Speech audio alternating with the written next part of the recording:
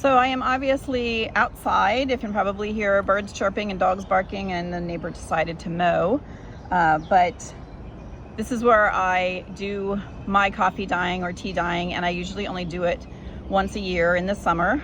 And I just do a lot and get it over with. And then throughout the year, or closer to the time when I need to do it again, if I find myself running out of full sheets, you guys have probably seen, oh, it's so humid. I mean, my bottle's steaming up here. You've probably seen me use this if you've seen some of my other videos. And if I just have one piece that I want to darken up, I'll just spritz it with this. It's just coffee and warm water. So I'm going to show you first what I have set up here and what I use, and then you can take it and adjust it to whatever your setting is like at home. Okay, so I'm on the deck.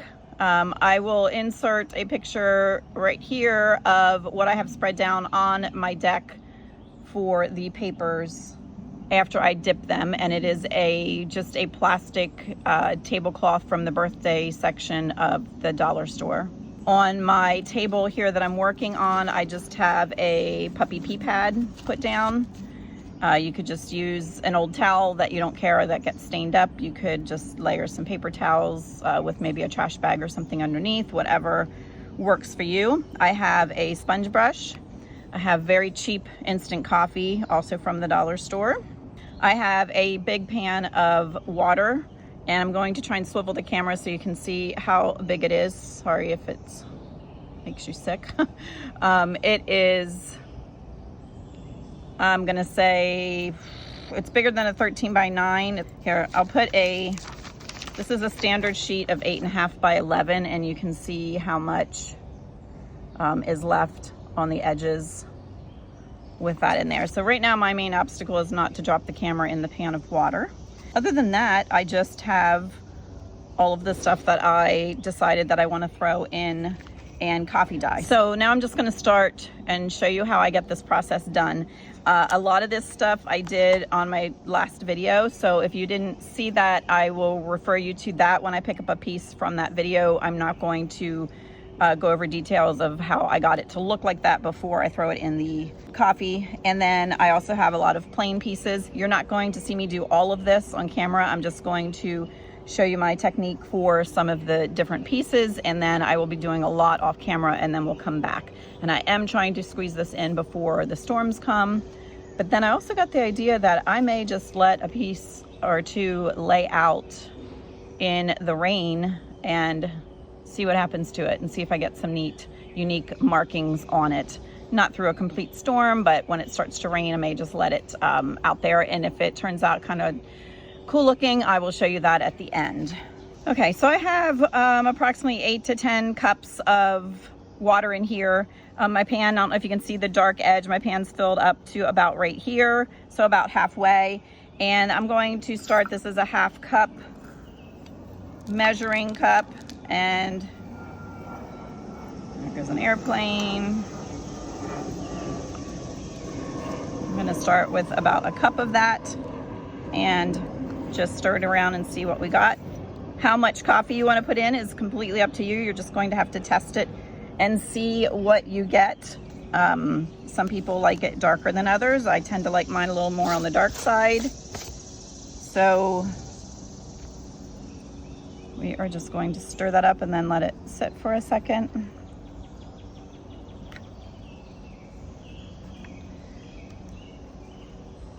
You also don't have to do this bath part, like I call it, like a little coffee bath. If you would rather just mix some coffee up and then just put it on each of the papers with your sponge brush and then set them aside to dry, you can do that.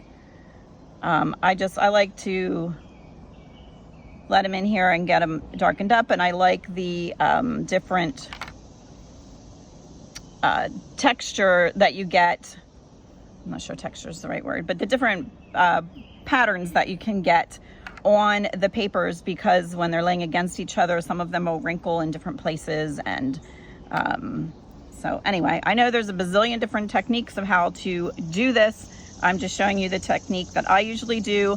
Plus, then I also said sometimes I just do this and it's quick as well. I just wouldn't want to do as many papers as I have here. I probably have 75, 85 pieces of paper here. And like I said, you're not going to have to watch me do all of them, but so that is very dark. I cannot see the bottom of my pan when I move the water. So I'm just going to get one of my plain pieces out here and test it.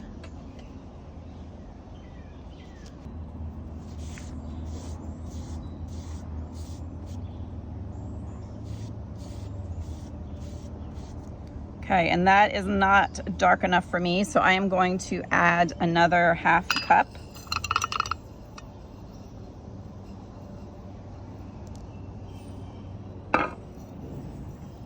But it will also get a little darker as it's soaking in here too.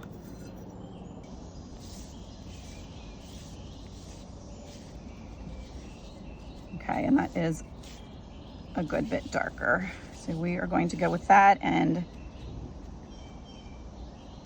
you can see how when it's puddled up, it is darker as well.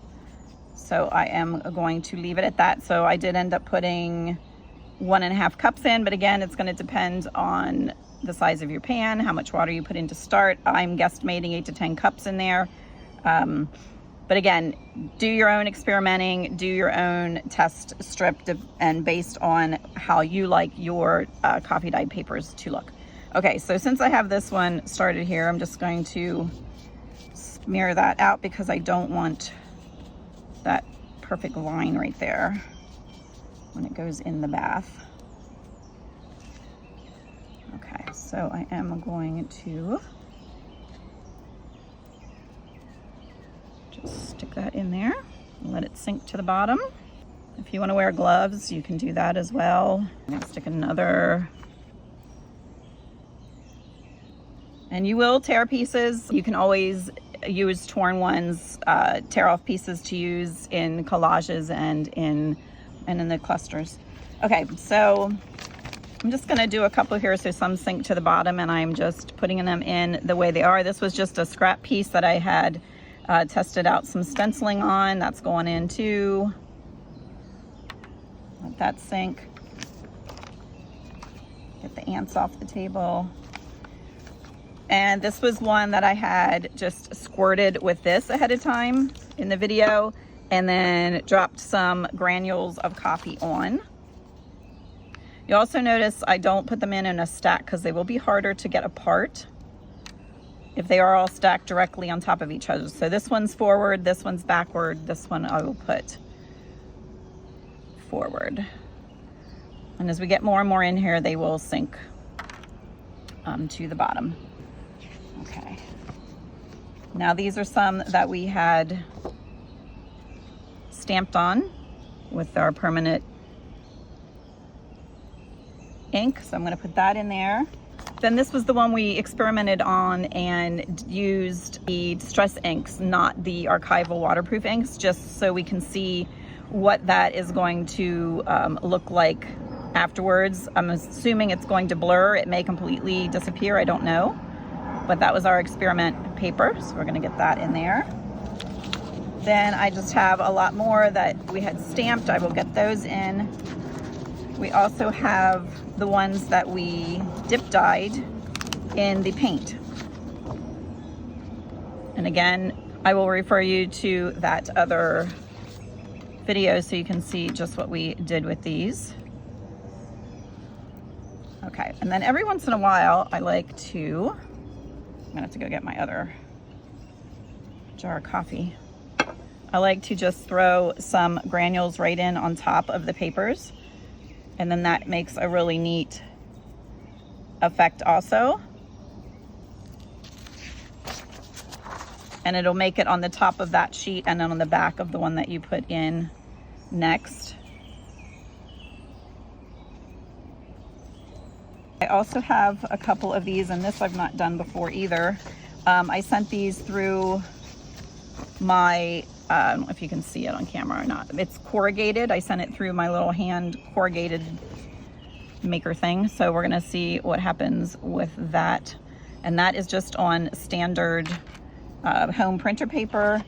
And then I think I did, this is done the same thing. It's corrugated, but this one is on like more of a cardstock. And then I think I'm going to add a little coffee too, just to add some interest on there.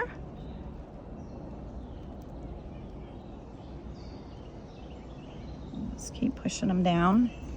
I have a ton here that are just plain. I do a lot of those. And then the other thing I'm going to be putting in is just some book pages out of different books that I had torn. Some already were a little caramel colored. I have some that are graph paper. Again, you'll see in that other video everything that I pulled out. I also love doing some maps, so we're going to get those in there. And then I think we're going to tear open a tea bag and just sprinkle some of that in too. And let's put another map in on top of that. The map's on this side. I want it down so it's laying right against the tea leaves.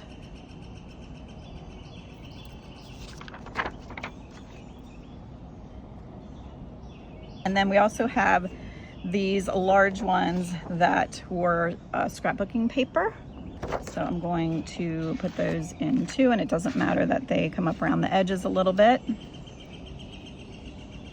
Some of those tea leaves are even floating up there, and I will just keep sliding it around. I could have cut it in half too, but it'll be fine like this. I pulled a couple leaves off of some of my potted plants. So I'm going to put in a plain one. This has just been splashed from my hands. And I'm going to lay a couple of leaves on here. Not done this before either. This could be total disaster. I have no idea. And then I'm going to right away put another plain one. Well, let's scatter a few.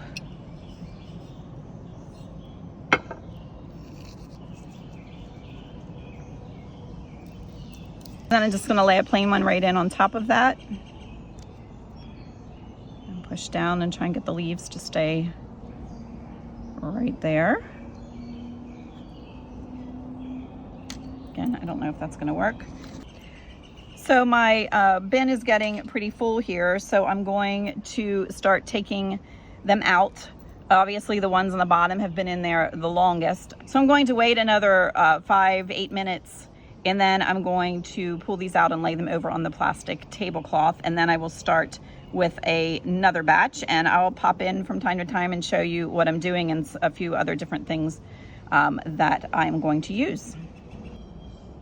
Okay, so I have some of them out already and laying, and you can see how if it has puddles, I just left the puddles, and I'm gonna let them lay here for quite a while, and then eventually I will flip them over.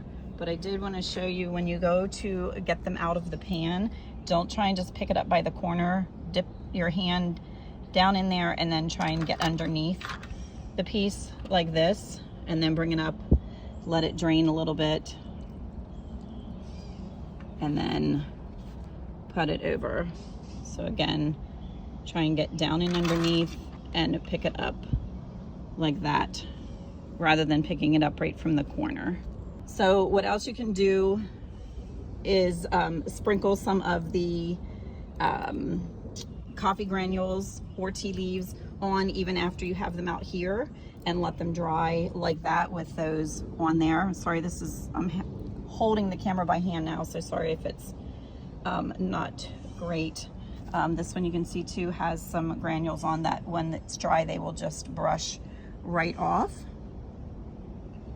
And then these over here had the leaves in between, and I pulled them out 2 at a time. So they are back to back with the leaves in between, and I'm just gonna let it like that and see what happens. When I peeked under one of the leaves, I didn't really see that it had done anything, but they were the last ones we put in there, so they maybe should have soaked a little more. Okay, I'm gonna get the rest of these out of here and hook my camera back up and dye some more, and I'll show you another technique that I do to some of the papers. Also, quickly before I do that, I wanted to show you that you can then like just dip your hand in, or a paintbrush if you're squeamish, and just drizzle and leave some splots of coffee on some of these papers and let them dry like that as well.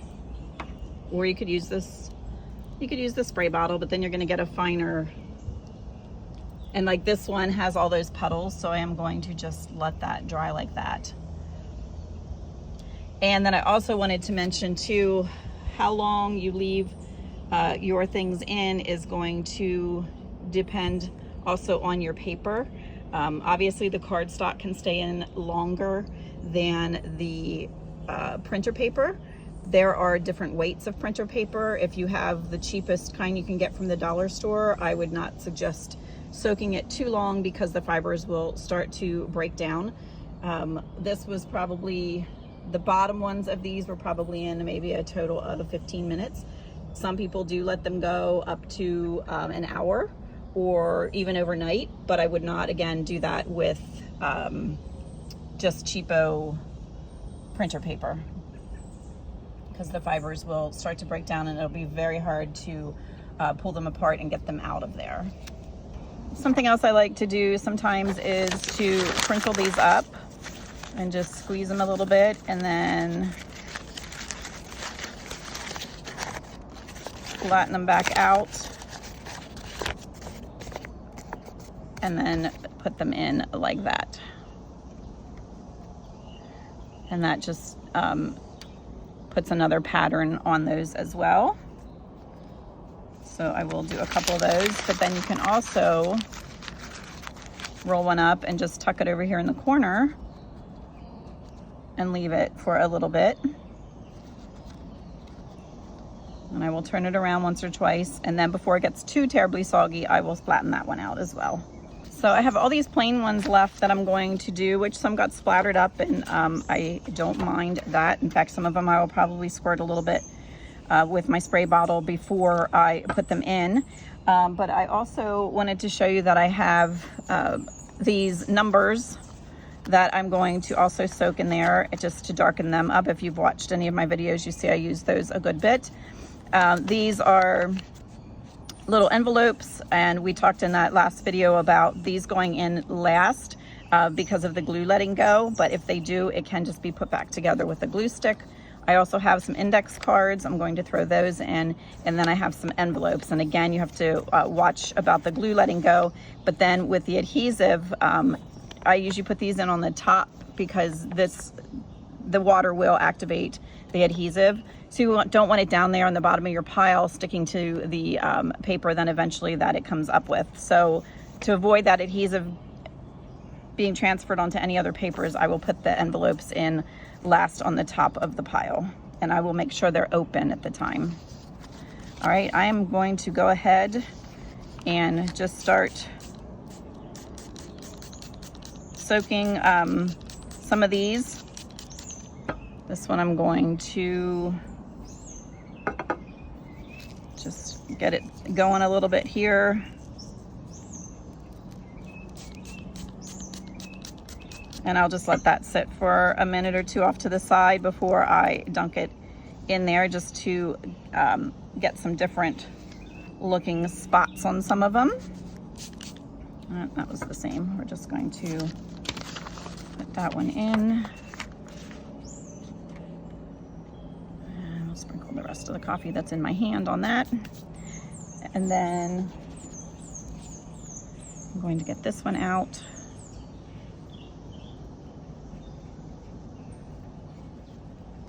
And lay that one down. It's just going to, again, just going to make it have some different patterns on and be a little more unique compared to some of the other ones. And don't forget to stagger. And then I have these really nice ones with the out of that one botanical book. And again, I think I'm going to throw some tea bags on this one. I'm sorry, throw some tea leaves on this one. And let that sit off to the side for a second before I dip that one in. And you can, instead of using coffee, you can do this exact same technique with tea. I would use If you want it really dark, you would need to use a black tea and a pretty strong black tea. But you can also use green tea, and it just will make your papers have a green hue if you don't want this really dark, grungy vintage look. That looks really nice as well. So you would just need to make a mixture that you feel is dark enough to stain paper, and then you can go ahead and do this exact same way. All right, so I'm gonna go ahead and get the rest of this stuff in. I don't know if it's gonna fill my tray again, that I'll have to go over and get some of them out, but we are going to let them soak and do their thing in there, and then I will be back and show you what is next. And if you are doing the tea staining, or even just want to darken up the coffee even more, you can just float some tea bags and leave them in there while you are doing this. And if you wanted to make some extra dark ones, you can brush them with your coffee mixture, set it aside and let it dry a little bit, and then dunk it, or even just brush it again. But I like to leave it kind of puddly and blotchy, and I'm just gonna lay it over here beside me and let that all set up a little bit, and then dunk it. And then you can see this one's already splotched up from me just splashing things around here, which is the look I'm going for. So that's why I'm not being real precise and careful and only getting one piece out at a time, because I want that splattered, grungy, old look. All right, and something else that is fun to do that we could have actually done in the last video and let it dry at that point, but you can dip a lid. Now this one's kind of square, but I don't care, I'm using it anyway. This is just the lid to the coffee container, and you can make some coffee rings on your paper. If I would have done this back when I was prepping all of the papers in the last video, then I probably would have done it with ink. But let's see if we can get the measuring cup. Ouch. Yeah, that works too. Then I'm just gonna, like I put this one off to the side, I'm just gonna put it off to the side to let those dry and set up a little bit, and then I will dunk it in the bath. You could also do that when it comes out, like the pieces that I laid over on the tablecloth. I can actually go over there and put some stamped coffee rings on those, which I might do. I'm just not gonna unhook the camera and drag everything over there to show you. But I would do the same thing, dunk the lid in or whatever you're using, and then put it on the pieces that are already over there drying. Okay, you can see I have the index cards floating, the envelopes are, the small envelopes are out, and the numbers are out and just drying off. So the next thing I'm gonna do is put the big envelopes in with the adhesive up and just let those soak for a few minutes. And I'm sorry the neighbor decided to trim now, but I just wanted to show you this quick so I could get them in before the rain comes. Sometimes when they are maybe 20 to 30% dry but still a little runny, I put them over onto, this is the back of a chair that I just hung a towel over, and then I hang them like that for a little bit, and to get these really cool drips and runs. And then when they start to dry more, I will take them down and lay them flat, or eventually they just kind of fall and let go of the towel. I did move the ones that were about 90% dry. I did move, and I just have them all piled up. They're gonna be fine. They're no longer able to stick to each other.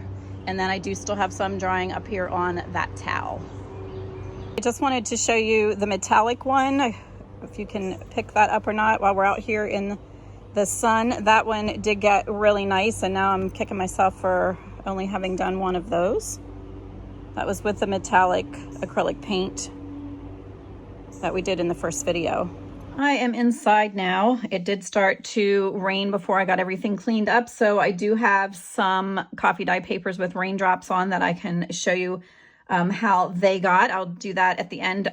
I do have a huge stack. I just, if you can see from that angle, I am not going to show you every single paper, but I wanted to show you how much we ended up with from the stacks that I had, and that when I do this, Like I said, I try to only do it once a year. I just stock up and get it all knocked out in a couple of hours. It took me, I think I was probably out there by 9:30, and by 12:30 I was ready to start gathering up the papers that had dried and needed to wait just a little bit longer for some more to dry, but that also included me videoing. So it doesn't actually take that long, and the sunnier and warmer it is that day, the quicker your papers will dry.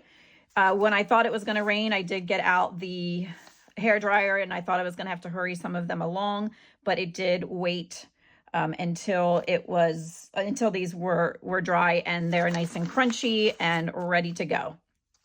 All right, so I'm going to show you a couple and tell you a couple tips as we're going along. These were the numbers that I did. This is what they had looked like before I threw them in there. These are just some friends of ours go to like a hunting lodge, and these come out of a machine. So I don't know any more about them than that, and that they save them for me because I tear them and use them as ephemera.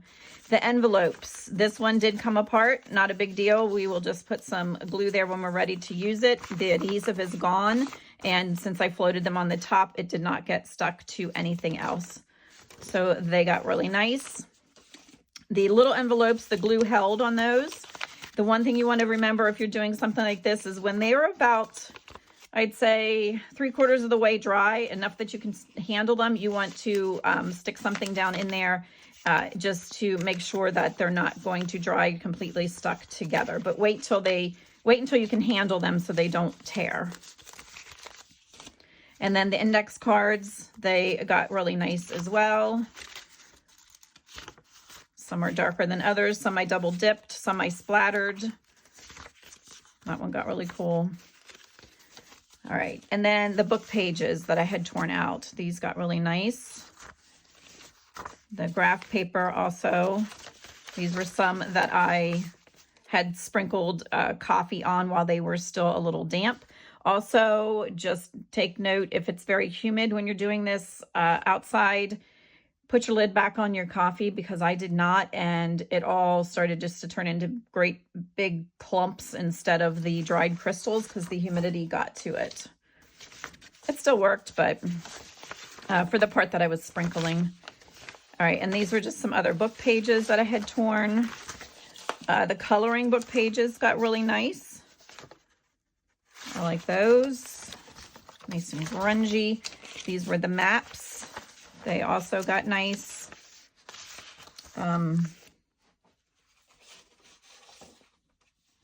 Here, just for comparison, here is a plain white sheet of paper, so you can kind of tell how grunged up and nice and coffee dyed they got.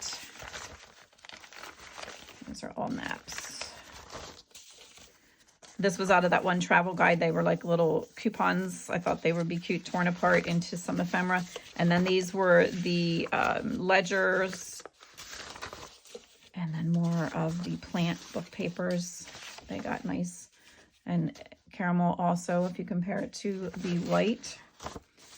And then this is the scrapbooking paper, and these got really nice.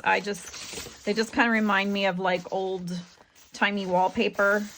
Of course, I would be tearing these off, and I very rarely would use a 12 by 12 sheet, so they would be cut down, but they would make nice signature pages, nice backgrounds to some things. So I do like the way that they turned out. This one got some grunge there, and then the back got really nice. Now, I did want to show you, I don't know if you can see I had stamped the back of this one, and my brown stamp that we had used, the archival vintage photo, faded enough that you can just barely see that, and it left more of a greenish brown background. So I really like the way that turned out. The coffee dye got really nice, but I also like how that kind of settled back into the background, and I will show you some more stamped pages here in a minute. All right, and this pile is my corrugated paper. So I, in my first video I had showed you, I ran it through my little handheld corrugated thing that gets it all bumpy. Those got really nice. but I did want to show you, which one is it here? That one's corrugated. This one and this one have the bumps like it's corrugated, but it was not. This was just laying in on top of a piece that was corrugated, and it just left those ridges in it from being on a top of a piece that was corrugated. So, and I know they weren't corrugated because the handheld thing that I use, the paper only fits in that direction.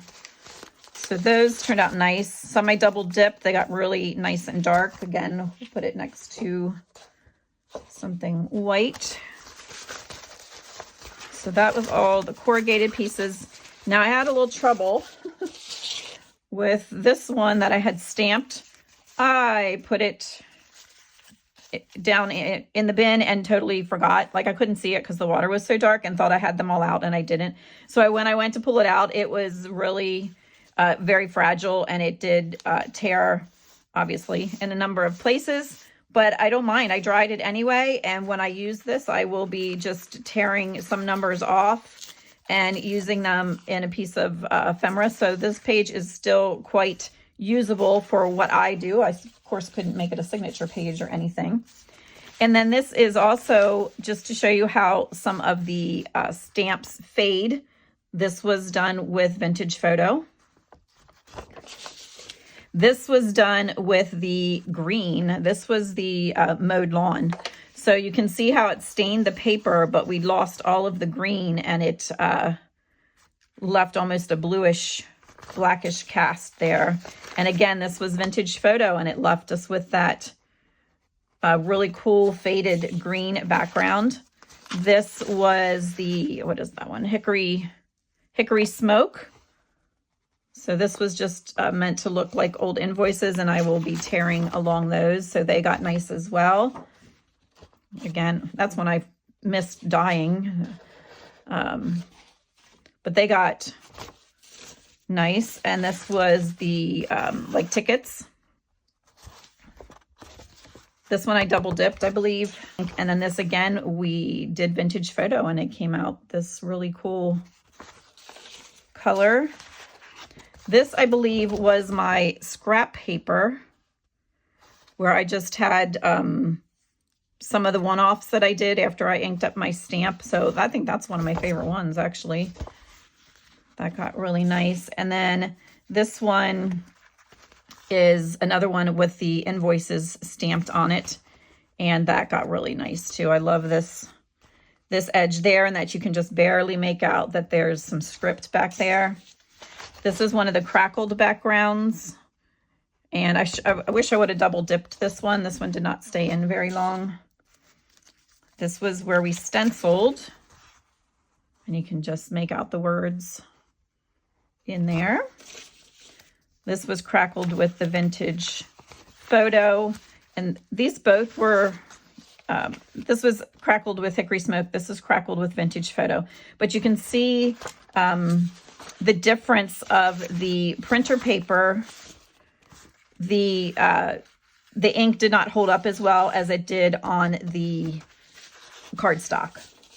So it's just the difference in the type of paper, and that the copier paper, printer paper, was not as good a quality as this heavier cardstock. So it soaked into the fibers and lifted some of that ink out of there, which is fine with me. I love the way that turned out, and I will use that.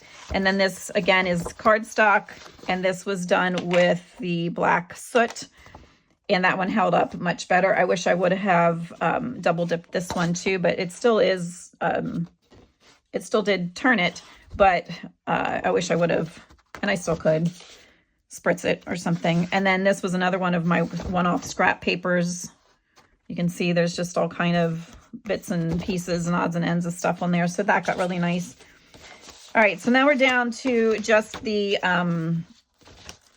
index paper that was plain, and this one I splattered and put some coffee granules on while it was still wet. So that makes a nice effect. This was the canvas I had showed you in that first video, the canvas sheets. That got nice. It did curl around the edges, but That doesn't bother me because I will be taking pieces out of the centers to use in clusters and collages.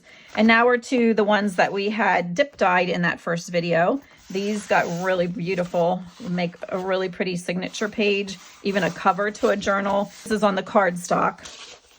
This is also on the cardstock. And then we have the one that I had showed you outside that is kind of glimmery here that we did with the metallic paint, and that was in that first video. All right, and then this is the only one that I could see a leaf. So that did not work so well, but I still like it. And now we're down to just some coffee dyed of the copier paper. And I did have, here you can see, this was one-time soak. This was double dipped after it started to dry. I put it back in. So that's what I mean by double dip. So this one I left dry most of the way and then put it back in the coffee bath again. This one I had folded and dunked it and then just set it aside and left it lay for a little bit. So that one got, made a nice technique on that one as well. Love these really dark ones. And they tore and I don't care. Next time I think I will invest in a little bit heavier printer paper. This was a cheap one. If you're using the plastic like I did, then for these you want to let them go till they're about 75% dry before you try to lift them off, because they do tear really easy. But again, like I said, I don't care. They'll be torn apart, and even so it still makes a nice signature even if it has some rips in it. There's an extra piece stuck to it. Just the different markings and stuff that it gets is really nice.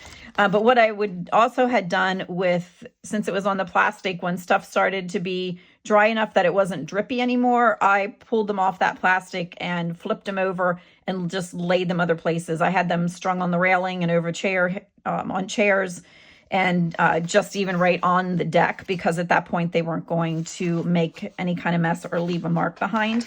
And then I just kept flipping them and they just dried on their own. If you dry with the hair dryer, sometimes your things don't get as dark as if you let it air dry, because the coffee has more time to get in there and soak into the fibers and darken the paper. This one got really neat. It was just crunched up in there as it was drying. This one's a little lighter. This was some drips that as I was bringing a wet one over, I just left it drip on some of the papers that were already laying there, and it makes those neat splotches. This one tore almost in half. This I have not figured out what that was. No idea. So anyway, they just, oh, and here's the one I did with the coffee rings. So those show up faintly there too. This one is one that I crunched up. Another one I dripped on. Another one that I crunched. Anyway, we ended up with a really big stack, but I also wanted to show you that I kept the paper towels that I was drying my hands on the whole time also, and left those dry in the sun. And these are really nice to just tear and use in clusters or collages or as a background, and it adds a neat texture, and they're already aged and looking kind of cool. And then the last thing is the ones that I laid in the rain. These got dripped on. So they were out drying, and I think two of them were actually completely dry, but I just left them go. And you can just see perfect raindrops. We had kind of a summer shower where the drops start out really big at first. And there's a couple on that one. But then it picked up and got a little harder. And then it did that and this. And I think that is really cool looking. So I am going to, next time we have a nice summer shower, I'm just going to take some of my coffee dye paper and lay it out there and see what happens. Dried nice. Everything has the nice crinkly, crunchy sound to it. And again, this was rained on pretty good. This was just when it was still some big, heavy raindrops that were hitting the paper.